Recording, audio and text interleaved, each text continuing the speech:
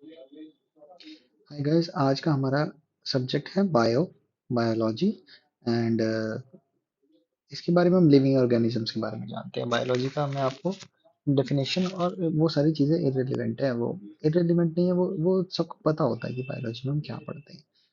तो मैं ऐसा मान के चल रहा हूँ आपको बायोलॉजी के बारे में पता है, जिसमें हम पहला चैप्टर लेंगे द सेल। सेल क्या होता है? सेल एक structural structural and functional unit of life होता है। जिसका मतलब क्या हुआ? आप एक सेल से बने हुए हैं। सेल से बने हुए हैं मतलब कैसे?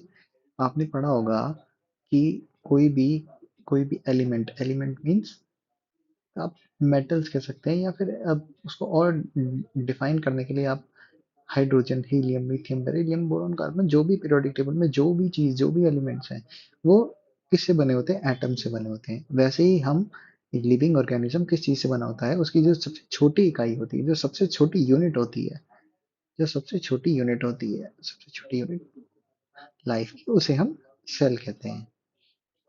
ठीक है। सेल की स्टडी को हम क्या कहते हैं? साइटोलॉजी। क्या कहते हैं? साइटोलॉजी। साइटोलॉजी। ये आपको क्लियर नहीं दिख रहा है, ओके, मैं इसलिए लेता हूँ। ठीक है, ये अच्छा लग रहा है। साइटोलॉजी, साइटोलॉजी कहते हैं। ये आप नोट कर सकते हैं, मैं इसको हटा देता हूँ। सेल की स्टडी को हम साइटोलॉजी कहते हैं। वो मैं आपको मेरे नोट्स में आपको मिल जाएगा वो। ठीक है। सेल की डिस्कवरी किसने करी थी? रॉबर्ट हुक जी ने करी थी। रॉबर्ट हुक ने सेल की डिस्कवरी करी थी और इन्होंने ही नाम दिया था सेल। सबसे पहला पर इन्होंने डेड सेल ढूंढा था, ना कि इन्होंने लिविंग सेल ढूंढा था। कॉर्क में ढूंढा था और इन्होंने 1665 में ढूंढ लिया था। अब सेल के बारे में हम क्या जानेंगे? सबसे छोटा सेल कौन सा होता है? सबसे छोटा सेल होता है माइक्रोप्लाज्मा टेलिसेप्टिकम। ये एक बैक्टीरिया होता है, ये सबसे स्मॉलेस्ट सेल है। ठीक है। एंड अब आप देख सकते हैं सबसे लंबा सेल कौन सा होता है? सबसे लंबा सेल होता है ह्यूमन बॉडी में न्यूरॉन। सबसे लंबा, जिसे हम नर्व सेल भी कह सकते हैं। और अपनी बॉडी का सबसे लार्जेस्ट सेल होता है। अगर क्वेश्चन आ जाए कि लार्जेस्ट सेल कौन सा होता है, तो न्यूरॉन नहीं होता है। एंड अगर लार्जेस्ट सेल बॉडी का आ जाए तो हाँ जी, न्यूरॉन होता है। ठीक है। अब आप कर सकते हैं लार्जेस्ट सेल। पूरे पूरी दुनिया में सबसे लार्जेस्ट सेल क्या है? सेल है एक ऑस्ट्रिच का एग। ठीक है। ऑस्ट्रिच का एग मैंने लिखा हुआ है, ये मैं आपको नोट्स अपने टेलीग्राम चैनल पे भी दे दूंगा। ओके। आप सबसे बड़ा सेल हो गया आपका ऑस्ट्रिच एग। देन उसके बाद आता है माइक्रोप्लाज्मा जेलिसेप्टिकम। इसको हम माइक्रोप्लाज्मा भी कहते हैं। और ये सबसे स्मॉलेस्ट सेल होता है, ये आपको बस याद रखना है। अब आ जाता है सेल वॉल। सेल वॉल क्या होती है? मैं सबसे पहले आपको स्ट्रक्चर दिखाऊं क्या? सेल का सेल का स्ट्रक्चर दिखाऊंगा तो आप काफी घबरा जाएंगे। ठीक है। सेल वॉल क्या होती है? हम घर बनाते हैं, ये हमने एक घर बनाया, तो इसकी जो आउटर कवरिंग होगी, जो बाहर बाहर हम इसको बनाएंगे, तो ये वॉल हो गई ना। यहाँ पर हम रहते हैं, अंदर रूम है हमारा, कुछ भी है, तो ये बाहर जो भी आउटर स्ट्रक्चर है वो सेल वॉल हो गई है। तो इसी को हम सेल वॉल कहते हैं। ठीक है। Outer covering of a plant cell, और ये सिर्फ प्लांट सेल में मिलती है। ये जो वॉल होती है, ये जो भी अंदर इसके सेल के अंदर जो भी चीजें हैं, और जो बाहर की ये दीवार है, इसको हम सेल वॉल कहेंगे। और ये सिर्फ प्लांट्स में मिलती है। किसमें मिलती है? सिर्फ प्लांट्स में मिलती है। ठीक है। अब हम आगे चलते हैं। Cell membrane. सेल मेम्ब्रेन क्या होती है? ये प्लांट में भी पाई जाती है और ये एनिमल्स में भी पाई जाती है, और ये होती है सेमी मेम्ब्रेन। और जो सेल वॉल होती है वो सेमी मेम्ब्रेन नहीं होती है। सेमी मेम्ब्रेन नहीं होती है तो इसका मतलब क्या होता है? यहाँ पर फ्रीली कोई भी लिक्विड पास हो सकता है, कोई भी चीज पास हो सकती है। ये आपने आरओ में पढ़ा हुआ, रिवर्स ऑस्मोसिस में। वो हम कभी बाद में पढ़ेंगे। अभी मैं ये बता देता हूँ कि सेल वॉल होती है, सेल वॉल फ्रीली परमिएबल होती है। कभी ऑप्शन आए आपके पास सेमी परमिएबल, फ्रीली परमिएबल, तो आपको चूज करना है फ्रीली परमिएबल सेल वॉल के लिए। एंड आपको सेल मेम्ब्रेन के लिए क्या करना है? सेल मेम्ब्रेन के लिए आपको बताना है कि वो सेमी परमिएबल होती है। वो उसकी मर्जी होती है, वो अपनी अपनी मर्जी से जाने देगी, कुछ भी पास अपनी मर्जी से ही पास होने देगी। जैसे एक रोड है, रोड पे आपका घर है, तो आप उसी बंदे को अपने घर में घर से पास होने दोगे उसी बंदे को अपने घर में लोगे और उसको जाने दोगे, जिसको आप जानते हो, जिसको आप जानते हो मतलब जो आपका दोस्त है। तो आपकी मर्जी है वो, कोई जबरदस्ती आपके घर में नहीं घुस सकता है, ठीक है। तो वही सेल वॉल का काम हो गया। एंड देन माइटोकॉन्ड्रिया, माइटोकॉन्ड्रिया आपने बहुत बार सुना होगा, the power house of a cell. इस पे मार्क कर लीजिए, the power house of a cell. Cell को ये पावर देता है, सेल को चलने की ताकत देता है, जैसे आपको खाना देता है वैसे ही माइटोकॉन्ड्रिया है, ये सेल को सेलुलर रेस्पिरेशन, रेस्पिरेशन मींस हम सांस लेते हैं, तो इसी तरह सेल्स को भी कुछ करना पड़ता हो ना, वो भी रेस्पिरेशन का काम करते हैं। तो सेलुलर रेस्पिरेशन में काम करता है माइटोकॉन्ड्रिया, हेल्प करता है, तो इसको हम पावर हाउस ऑफ सेल कहते हैं माइटोकॉन्ड्रिया को। लाइजोसोम्स क्या होते हैं, चलिए मैं आपको सेल का स्ट्रक्चर दिखाई देता हूँ। सेल कुछ ऐसा होता है, ये आप देख रहे हैं सेल,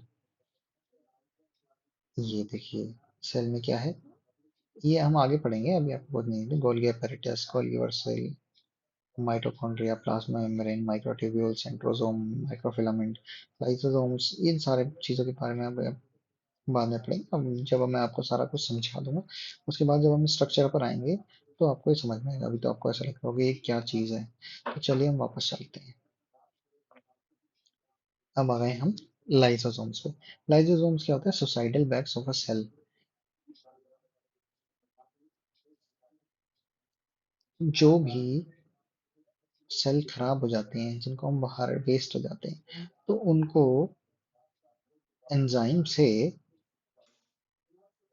ये मार देता है। जो भी वेस्ट सेल होते हैं, कैंसर सेल्स आप उनको कह सकते हैं, कैंसर सेल्स तो नहीं कह सकते, पर जो भी सेल्स काम नहीं कर पा रहे हैं, अच्छे से फंक्शन नहीं कर पा रहे हैं, तो उनको हटाने का काम कौन करता है, lysosomes. Okay. And then nucleus होता है, न्यूक्लियस तो आपको पता है सबका centre, the controlling centre means nucleus. जैसे न्यूक्लियस कैसे मान सकते हैं, अर्थ, अर्थ की दो, अर्थ में क्रस्ट, क्रस्ट होता है, मेंटल हो गया, देन लास्ट में कोर हो गया। तो कोर क्या करता है, कोर की वजह से ही ये हम मान लेते हैं अर्थ हो गई, crust, mental and core. Core क्या होता है, काफी ज्यादा डेंस होता है, एंड डेंस होने के साथ साथ में काफी ज्यादा काम करता है, ये बहुत ज्यादा हीट होता है, और सारी चीजें इसी के अंदर होती है, तभी अर्थ की वजह से ग्रेविटेशनल फील्ड अर्थ पर आ पाती है, सिर्फ इसकी वजह से। ठीक है, और अपनी ग्रेविटी भी इसकी वजह से ही आती है। तो इसी तरीके से कुछ, तो इसी तरीके से काम करता है हमारा क्या, न्यूक्लियस। न्यूक्लियस क्या काम करता है, ये एक कंट्रोलिंग सेंटर है, एक सेंटर दे रखा है हमें। कोई सर्कल ले लीजिए आप, मान लीजिए कोई सर्कल है, उसके बिल्कुल बीच का पॉइंट, सर्कल के बीच का पॉइंट, ये आपका हो गया न्यूक्लियस। ठीक है, अब हम आते हैं सेल ऑर्गेनेलिस। सेल ऑर्गेनेलिस का मतलब क्या होगा, living structure present in the cell. Cell के अंदर जो भी जिंदा चीजें हैं उसको हम सेल ऑर्गेनेलिस कहते हैं। सेल इनकल्शंस या वैक्यूल, उसको वैक्यूल भी कहते हैं, हम सेल इनकल्शंस भी कहते हैं। ये वो नॉन लिविंग थिंग्स होती हैं, ये वो नॉन लिविंग थिंग्स होती हैं जो प्रेजेंट होती हैं एक सेल में। नॉन लिविंग थिंग्स कुछ भी वेस्ट जो भी पड़ा होगा वो हम आगे देखेंगे क्या क्या क्या होता है। फिर आता है आपका प्रोटोप्लाज्म। प्रोटोप्लाज्म के बारे में हम आगे पढ़ेंगे। आता है आपका सेंट्रोसोम। सेंट्रोसोम्स, इसको हम मार्क कर देते हैं इसको, अब ये काम नहीं आने वाला, ठीक है, मार्क कर दिया हमने। सेंट्रोसोम्स क्या होते हैं, सेंट्रोसोम्स क्या होते हैं, ये प्रेजेंट होते हैं सिर्फ एनिमल सेल्स में। जैसा हमने पढ़ा था, सेल वॉल कहाँ पर मिलती है, सिर्फ प्लांट सेल्स में मिलती है, तो सेंट्रोसोम्स कहाँ मिलते हैं, सिर्फ एनिमल सेल्स में मिलते हैं। ये क्या करते हैं, इनिशिएट करते हैं सेल डिवीजन। मतलब सेल डिवीजन का मतलब, सेल डिवीजन का मतलब एक सेल है, बड़ा सेल है, तो ये क्या करेंगे, या तो दो सेल मिलकर एक बन जाए और एक बड़ा सेल बन जाए, और या फिर एक बड़ा सेल दो भागों में टूट जाए और दो छोटे सेल बन जाए। तो ये प्रोसेस जो फिशन का प्रोसेस है, फिशन मीन्स बड़े सेल का छोटे में टूटना, जो कि हमारा यूज होता है न्यूक्लियर एनर्जी बनाने में, ठीक है, तो वो यूज करते हैं उसमें। तो बेसिकली कहने का मतलब ये है कि दो छोटे सेल, मतलब एक बड़ा सेल दो छोटे सेल में टूटकर बन जाता है, तो इसी चीज में हेल्प करता है, सेल डिवीजन में हेल्प करता है ये हमने देखा, सेल डिवीजन में हेल्प करता है। ये सिर्फ एनिमल सेल्स में होता है, सेंट्रोसोम्स सिर्फ एनिमल सेल्स में होता है, ये याद रखना, सिर्फ एनिमल सेल्स में। अब आ जाते हैं अपने राइबोसोम्स। राइबोसोम्स क्या होते हैं? राइबोसोम्स होते हैं प्रोटीन सिंथेसिस में काम कराते हैं। प्रोटीन से क्या मिलता है हमको? एनर्जी मिलती है। एनर्जी किसकी फॉर्म में होती है? एडिनोसाइन ट्राइफॉस्फेट, एटीपी कहते हैं हम उसे, एटीपी। वो हम बाद में पढ़ेंगे ये सब में, अभी फिलहाल हम यही करते हैं। ये किससे अटैच होते हैं? एंडोप्लाज्मिक रेटिकुलम से अटैच होते हैं, तो या फिर फ्रीली स्कैटर्ड भी हो सकते हैं साइटोप्लाज्म में। ये भी साइटोप्लाज्म हम बाद में पढ़ेंगे। फ्रीली स्कैटर्ड आप समझ ही रहेंगे, एंडोप्लाज्मिक रेटिकुलम भी हम थोड़ी देर बाद पढ़ेंगे। तो आपको बस अभी फिलहाल के लिए ये याद करना है, एंडोप्लाज्मिक रेटिकुलम, ये तो सिर्फ आपको अब सिर्फ ये याद रहेगी, राइबोसोम्स प्रोटीन सिंथेसिस में काम करते हैं। फिर आती है गोल्गी बॉडीज। ये मैंने आपको दिखा दिया है पीछे एक बार सेल का जो भी स्ट्रक्चर है। गोल्गी बॉडीज में क्या होता है? सैक लाइक स्ट्रक्चर और वेसिकल्स। ये क्या करते हैं? सिक्रीशन में हेल्प करते हैं। ठीक है, ये प्रेजेंट होते हैं एनिमल सेल्स में एंड प्लांट सेल में। इन्हीं चीजों को डाइटोसोम्स कहते हैं, डाइटियोसोम्स। तो ये सिर्फ गोल्गी बॉडी सिर्फ एनिमल सेल्स में मिलती है। सेंट्रोसोम्स सिर्फ एनिमल सेल्स में मिलते हैं। सेल वॉल सिर्फ प्लांट सेल्स में मिलती है, जो कि एक अलग चीज है।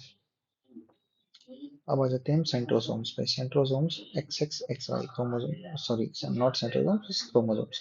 क्रोमोसोम्स क्या होते हैं? एक्स एक्स एक्स वाई, जिससे पता चलता है कि किसी भी पर्सन का क्या क्या उसका जेंडर है। ठीक है। सेंट्रोसोम्स क्या करते हैं? ये एक बैरियर की तरह एक्ट करते हैं। मतलब जैसे मान लीजिए आपको कोई बीमारी है, आज आपको कोई बीमारी, आपको कोई बच्चा हुआ, तो बहुत ज्यादा पॉसिबिलिटी है कि उसको भी शायद वो बीमारी हो जाए। वो किस लिए? क्योंकि ये क्रोमोसोम्स जो भी जेनेटिक इन्फो होती है आपकी, वो आपके सन को पहुंचा देंगे। जो भी जेनेटिक इन्फो है अपने डीएनए में, उसको सेव करके रखेंगे और वही चीज आपके बच्चे को डाल देंगे। तो ये एक जिसको आप क्या कह सकते हैं, एक सीडी की तरह है या फिर एक हार्ड डिस्क की तरह है, जिसमें आप सारी चीजें सेव करते जा रहे हैं, और जो सेव करते जा रहे हैं वो आपके बच्चे को मिलेगा। ठीक है, ये आपके बच्चे को मिलेगा। और हो सकता है कुछ चीजें इसमें डिलीट हो जाए इसके रास्ते में, कुछ चीजें ना हो डिलीट। तो मोस्टली तो सारी चीजें आती ही हैं इसमें। आपने देखा होगा कि फेशियल स्ट्रक्चर या बोलने का तरीका, ये बहुत सारी चीजें वो सब मैच करती है बच्चे और अपने पिता की या अपनी माता की। ठीक है जी। अब हम आ जाते हैं मेटाबॉलिज्म में। मेटाबॉलिज्म क्या होता है? मेटाबॉलिज्म, आपने देखा होगा कि मेरा मेटाबॉलिज्म बहुत खराब है, बहुत वीक है, मेरा मेटाबॉलिज्म बहुत अच्छा है। जिसका मेटाबॉलिज्म अच्छा होगा वो काफी फिट आदमी होगा, वो काफी फिट आदमी होगा। ठीक है, जिसका मेटाबॉलिज्म खराब होगा तो वो फैट होगा, बहुत वीक होगा।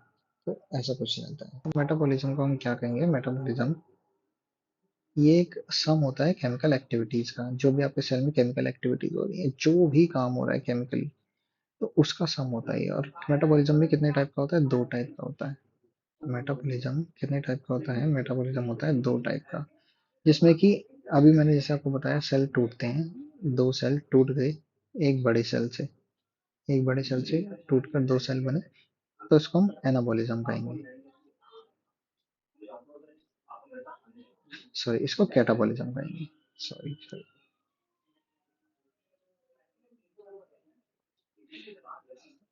एक बड़े सेल से एक बड़ा सेल अगर टूटता है, दो छोटे सेल बनते हैं, तो इसको हम कैटाबॉलिज्म कहते हैं, या इसको हम फिशन भी कह सकते हैं। ये फिशन अपना यूज होता है न्यूक्लियर टर्म्स में, न्यूक्लियर रिएक्टर है, न्यूक्लियर बॉम्ब्स में यूज होता है। ठीक है। एनाबॉलिज्म क्या हो गया? एनाबॉलिज्म एक कंस्ट्रक्टिव प्रोसेस है, आपको बस ये याद रखना है। एनाबॉलिज्म होता है, कैटाबॉलिज्म होता है। एनाबॉलिज्म में क्या होता है? कॉम्प्लेक्स मॉलिक्यूल जो होते हैं वो बनते हैं सिंपल फॉर्म से। कॉम्प्लेक्स मॉलिक्यूल बनते हैं सिंपल मॉलिक्यूल से। एनाबॉलिज्म में क्या होता है? दो छोटे मिलते हैं, प्लस होते हैं, और एक बड़ा वाला बना देते हैं। ठीक है। लेकिन कैटाबॉलिज्म में क्या होता है? कैटाबॉलिज्म में क्या होता है? एक बड़ा होता है और दो टूटते हैं, और दो छोटे छोटे मॉलिक्यूल बन जाते हैं। कॉम्प्लेक्स मॉलिक्यूल टूट जाता है और वो बन जाता है, दो बन जाते हैं। डिस्ट्रक्टिव प्रोसेस होता है, आपको बस ये रखना है, डिस्ट्रक्टिव प्रोसेस होता है। कॉम्प्लेक्स मॉलिक्यूल ब्रोक हो जाते हैं सिंपल मॉलिक्यूल में। ठीक है। अब आता है आपका प्लास्टेड्स। प्लास्टेड्स क्या होते हैं? तीन तरीके के प्लास्टेड्स होते हैं। क्लोरोप्लास्ट, क्लोरोप्लास्ट जिसमें क्लोरोफिल होता है जो कि ग्रीन होता है। ग्रीन आपने सुना होगा ना कि खाना किससे बनाते हैं प्लांट्स, तो वो क्लोरोफिल की वजह से होता है। उसका ग्रीन कलर किसकी वजह से? क्लोरोप्लास्ट की वजह से। फिर आता है क्रोमोप्लास्ट। क्रोमोप्लास्ट क्या होता है? सिर्फ ग्रीन के अलावा कोई और कलर, कोई सा भी कलर, वो क्रोमोप्लास्ट कहलाता है इसी चीज में। ठीक है। एक होता है ल्यूकोप्लास्ट। ल्यूकोप्लास्ट क्या होता है? कलरलेस प्लास्टिड होता है। ये स्टोरेज ऑर्गन प्लांट्स या स्टोरेज ऑफ फूड मटेरियल, ये भी हार्ड डिस्क की तरह है पर इसमें खाना रख सकते हैं। हार्ड डिस्क नहीं, हम इसको लंच बॉक्स कह सकते हैं। ल्यूकोप्लास्ट एक लंच बॉक्स है। ठीक है।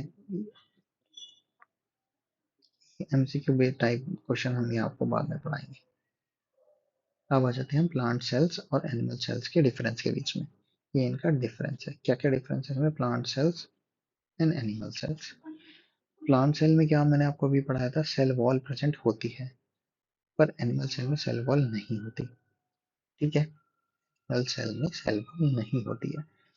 सेकंड हो गया आपका सेंट्रोसोम्स। सेंट्रोसोम्स एब्सेंट होते हैं, सेंट्रोसोम्स इसमें प्रेजेंट होते हैं। सेंट्रोसोम्स क्या करते थे हमारे, अभी मैंने आपको पढ़ाया।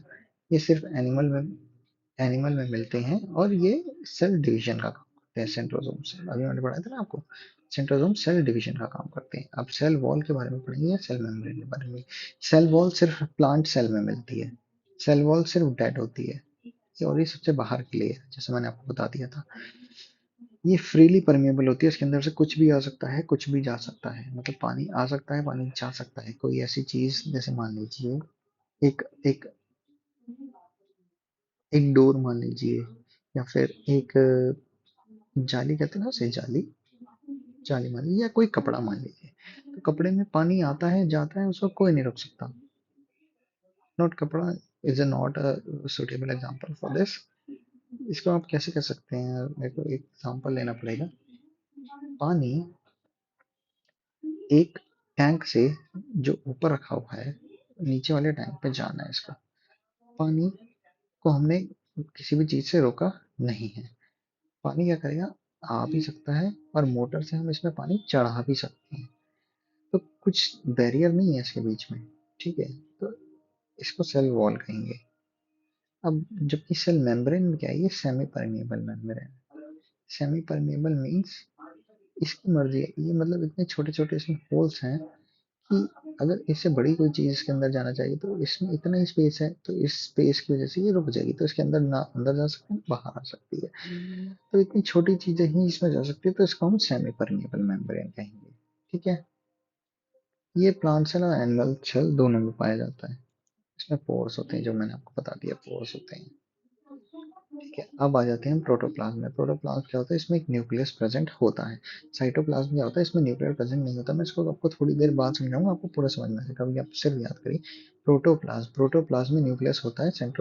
साइटोप्लाज्म में न्यूक्लियस नहीं होता है। ये सेल के अंदर मिलता है और प्लाज्मा मेम्ब्रेन से ये कवर रहता है। प्लाज्मा मेम्ब्रेन सारी सेल के अंदर जो भी चीजें भरी हुई है उससे कवर रहता है। ये प्लाज्मा मेम्ब्रेन के बीच में और न्यूक्लियर मेम्ब्रेन के बीच में मिलता है। ये इतना ज्यादा याद करने की जरूरत नहीं है। अब न्यूक्लियस के बारे में जानते हैं, न्यूक्लियोलस के बारे में जानते हैं। न्यूक्लियस, न्यूक्लियस क्या होता है, ये इनसाइड द सेल वॉल होता है, प्रेजेंट इनसाइड द सेल होता है, ये सेल के अंदर पाया जाता है। और ये सारा काम करता है, जो मैंने आपको सबसे बताया था, कंट्रोलिंग सेंटर होता है, तो कंट्रोल करता है सारी सेल्यूलर एक्टिविटीज।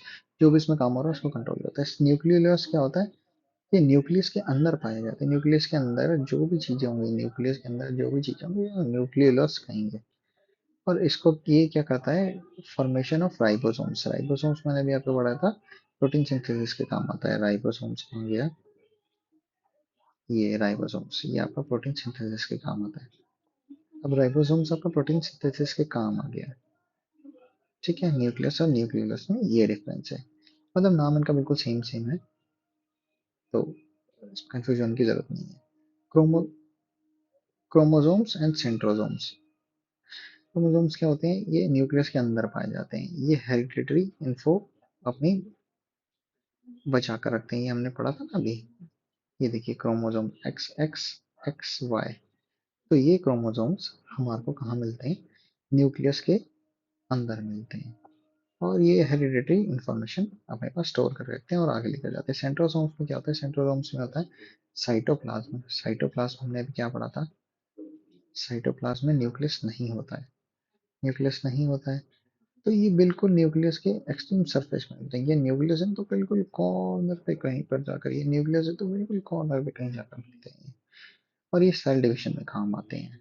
एनिमल सेल्स में होते हैं सेंट्रोसोम्स, मैं आपको पढ़ा चुका हूँ ये भी। क्लोरोप्लास्ट क्या होता है? क्लोरोप्लास्ट एक ऑर्गेनिकली लिविंग होता है। Green pigment present in chloroplast, जो कि नॉन लिविंग होता है। अब सेल के बारे में थोड़ा सा हम और जान लेते हैं। सेल की स्टडी को हम साइटोप्लाज्म कहते हैं। सेल किस किस से बना होता है? न्यूक्लियस से और प्रोटोप्लाज्म। जो जो सेल वॉल है, सेल वॉल के अंदर कुछ कुछ कुछ चीजें भरी हुई हैं।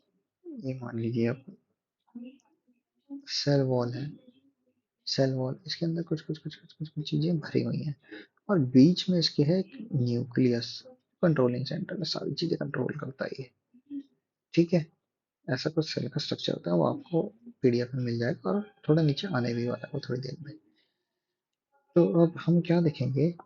प्रोटोप्लाज्म क्या होता है? लिविंग होता है। साइटोप्लाज्म और न्यूक्लियस से भरा हुआ होता है एक सेल। तो हम बायोलॉजी के लाइफ स्टडी को ही पढ़े, लाइफ स्टडी को बायोलॉजी कहते हैं। सेल की स्टडी को हम क्या करते हैं? साइटोलॉजी। तो आप क्या कर रहे हैं? साइटोलॉजी कर रहे हैं? नहीं, आप साइटोलॉजी नहीं कर रहे, आप सेल के बारे में जान रहे हैं। सेल के ऊपर जब हम काम करेंगे तो उसकी स्टडी को हम साइटोलॉजी कहेंगे। सेल के कितने पार्ट होते हैं? 3 पार्ट होते हैं। एक सेल मेम्ब्रेन, जो कि सबसे आउटर पार्ट होता है सेल का। सेल का ये आउटर पार्ट सेल मेम्ब्रेन हो गया। ठीक है जी, सेल मेम्ब्रेन हो गया। दूसरा हो गया साइटोप्लाज्म, जो इसके अंदर जो भी चीजें भरी हुई हैं, ये साइटोप्लाज्म हो गया। साइटो, ठीक है जी, साइटोप्लाज्म हो गया ये। ओके जी, साइटोप्लाज्म हो गया। अब होता है थर्ड न्यूक्लियस। न्यूक्लियस क्या होता है? साइटोप्लाज्म पूरा लिक्विड होता है, बोतल में वो पानी भरने के लायक होता है, और बीच में अगर उसमें एक कंचा डाल देंगे तो आप वो न्यूक्लियस हो जाएगा। मतलब एक्सप्लेनेशन के लिए ये। तो न्यूक्लियस होता है कंट्रोलिंग सेंटर, ये रहा न्यूक्लियस। ठीक है, न्यूक्लियस में मिल गया आपको। अब सेल्स कितने टाइप्स के होते हैं? सेल के पार्ट्स तो मैंने बता दिए थे। सेल कितने टाइप के होते हैं? सेल 2 टाइप के होते हैं, प्रोकार्योटिक, यूकार्योटिक। प्रोकार्योटिक में क्या होता है? ये कंप्लीटली कॉर्ड सेल होते हैं। कॉर्ड कहते हैं ना, अम्बिलिकल कॉर्ड वुमेन में होती है और उसके बच्चों में होती है, तो अभी डेवलप ही हो रहा होता है वो। तो इसको कॉर्ड सेल कहते हैं, और ये कंप्लीटली डेवलप नहीं होता है, इसको हम बैक्टीरिया भी कह सकते हैं। ठीक है, जो प्रोकार्योटिक सेल होते हैं, और दूसरा होता है यूकार्योटिक सेल, ये फुली डेवलप्ड होता है। अब इनके बारे में हम जानेंगे, प्रोकार्योटिक में क्या क्या डिफरेंस होता है और यूकार्योटिक में क्या क्या डिफरेंस होता है। तो प्रोकार्योटिक जो पूरे नहीं बने हैं उनका क्या होता है? सिर्फ यूनिसेलुलर होते हैं, इसमें 2 सेल नहीं होते, सिंगल सेल से बने होते हैं। इसमें 70, इसको हम 70 एस राइबोसोम्स कहते हैं। इसमें 70 एस राइबोसोम्स होते हैं, इसमें क्या होते हैं? 70 एस राइबोसोम्स होते हैं। ठीक है, थर्ड होता है आपका हिस्टोन प्रोटीन एब्सेंट। हिस्टोन एक प्रोटीन होता है, वो भी इसमें एब्सेंट होता है। डीएनए इसका कैसा होता है? सर्कुलर शेप में होता है। डीएनए इसका ऐसा होता है, आपने देखा होगा डीएनए का शेप कुछ ऐसा होता है, हेलिकल। तो इसका डीएनए कैसा होता है? सर्कुलर शेप में होता है। और मेम्ब्रेन, इसके बाहर मेम्ब्रेन होती है, पर इसके अंदर न्यूक्लियस होता ही नहीं है। देख रहे हैं, मेम्ब्रेन है पर न्यूक्लियस नहीं है, न्यूक्लियस अभी बना ही नहीं है, तो इस वजह से में न्यूक्लियस नहीं होता है। यूकारियोटिक सेल में होते हैं। यूकारियोटिक सेल होते हैं fully developed membrane bound nucleus. इसका न्यूक्लियस भी मेम्ब्रेन बाउंड ही होता है। ठीक है, मेम्ब्रेन बाउंड न्यूक्लियस, उसमें न्यूक्लियस एब्सेंट होता है। मेम्ब्रेन बाउंड तो न्यूक्लियस होता ही नहीं है उसमें, और इसमें होता है क्योंकि इसमें न्यूक्लियस बन चुका है। सेकंड होता है, इसका डीएनए कैसा होता है? लीनियर शेप में होता है, लीनियर, कुछ ऐसा ऐसा ऐसा ऐसा, ये लीनियर शेप होता है। यूकारियोटिक सेल का डीएनए लीनियर शेप होता है। हिस्टोन प्रेजेंट होता है इसमें, हिस्टोन प्रोटीन प्रेजेंट होता है। इसके राइबोसोम्स को हम एटीएम कहते हैं, उसके 70s कहते हैं, इसको एटीएम कहते हैं। जो ज्यादा वाला है वो डेवलप हो गया, आप अच्छे से याद कर लीजिए। इसमें क्या होता है? मल्टी सेलुलर भी होता है, यूनिसेलुलर भी मिलते हैं। कंपोजिशन सेल किस किस चीज से बना होता है? Cellulose, pectin, chitin. चिटिन क्या होती है? Cell wall of bacteria is made up of chitin.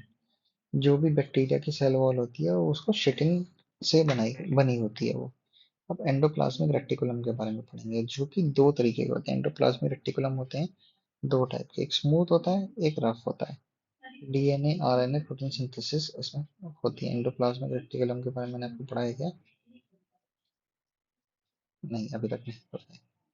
तो हम इसके बारे में भी जानेंगे अभी, एंडोप्लाज्मिक रेटिकुलम के बारे में भी। अब आ जाते हैं माइटोकॉन्ड्रिया का थोड़ा सा और पढ़ते हैं। पावर हाउस ऑफ सेल कहते हैं आप इसको। Power house of cell power देता है किसी भी सेल को। एनर्जी सेव करके रखता है, मैंने जो एटीपी आपको बताया था, एडिनोसाइन ट्राई फॉस्फेट के रूप में सेव करके रखता है ये अपनी एनर्जी। और इसको हम एनर्जी करेंसी भी कहते हैं। जैसे करेंसी में रुपया होता है, उसकी कुछ वैल्यू होती है, तो एनर्जी है, एनर्जी की कुछ वैल्यू होती है, और इसी वजह से हम इसको एनर्जी की करेंसी भी कहते हैं। वैक्यूल क्या होता है? वैक्यूल होता है जो नॉन लिविंग पार्ट होता है किसी भी सेल में। सेल है, ये है न्यूक्लियस, और यहाँ जो भी चीजें हैं इसमें कुछ डेड पार्टिकल होंगे, कुछ लिविंग होंगे। तो जो डेड पार्टिकल होते हैं उसे हम वैक्यूल कहते हैं। वैक्यूल का क्या काम होता है? Non living part of cell होता है। इसको हम किससे देख सकते हैं? इलेक्ट्रॉन माइक्रोस्कोप से। नहीं, नॉट इलेक्ट्रॉन माइक्रोस्कोप की, ये अलग चीज है। कॉन्वन नॉलन रुश्का। अब आ जाते हैं प्लास्टिड्स पे। प्लास्टिड्स तीन प्रकार की होती हैं, मेनली प्लास्टिड्स तीन प्रकार की होती हैं, प्लांट सेल में पाई जाती हैं। क्लोरोप्लास्ट, जैसे मैंने आपको बताया, ग्रीन कलर पिगमेंट होता है।